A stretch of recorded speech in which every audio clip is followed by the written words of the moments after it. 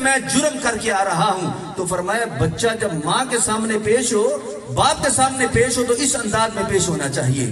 اب پھر کیا ہے؟ فرمایا کہ آگے خالق کائنات جل شانہ ارشاد فرماتا ہے،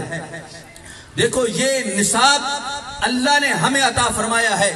اپنے والدین کے ساتھ حسن سلوک کرنے کا، کہ ایک بندہ مومن اپنے ماں باپ کے دربار میں جب حاضر ہو تو اس کا انداز کیسا ہونا چاہیے، یہ خالق کائنات جل شانہ نے ہمیں اس کا طریقہ بتایا ہے۔ فرمایا وَقُلْ لَهُمَا قَوْلًا كَرِيمًا، جب ان سے کلام کرو تمہارے کلام کے اندر مٹھاس ہونی چاہیے، پیار ہونا چاہیے، محبت ہونی چاہیے۔ پھر فرمایا وَخْفِضْ لَهُمَا جَنَاحَ الذُّلِّ مِنَ الرَّحْمَةِ، خالق کائنات جل شانہ نے یہاں پہ فرمایا کہ جب تم ان کے سامنے پیش ہو تو تمہارا انداز پھر کیسا ہونا چاہیے، یوں سمجھ لو جیسے ایک پرندہ ہوتا ہے،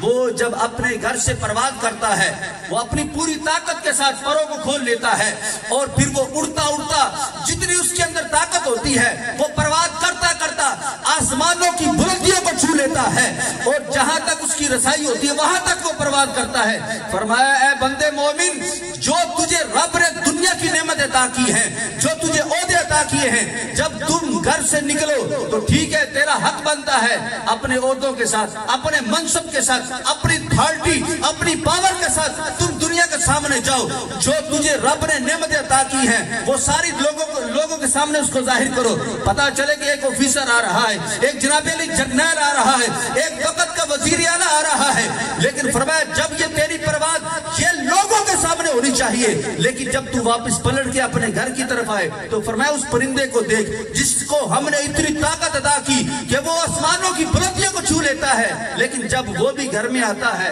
اپنے پروں کو سمیٹ لیتا ہے، ساری طاقت کو سمیٹ کے پروں کو بند کر کے وہ اپنے گھر کی طرف واپس لوٹتا ہے۔ تو فرمایا تو بھی جب اپنے ماں اپنے باپ کے سامنے پیش ہو تو فرمایا جتنے تیرے عہدے ہیں، جتنے تیرے منصب ہیں، جو بھی تیرے مقام و مرتبے ہیں، تیری ڈگریاں ہیں، تیری تعلیم ہے، جو کچھ رب نے تجھے عطا کیا ہے، وہ سارے کا سارا اپنے گھر کے دروازے سے باہر چھوڑ کے اپنے ماں باپ کے سامنے اس طرح آیا کر، فرمایا جیسے ایک بھاگا ہوا غلام کسی بادشاہ کے سامنے پیش کیا جاتا ہے۔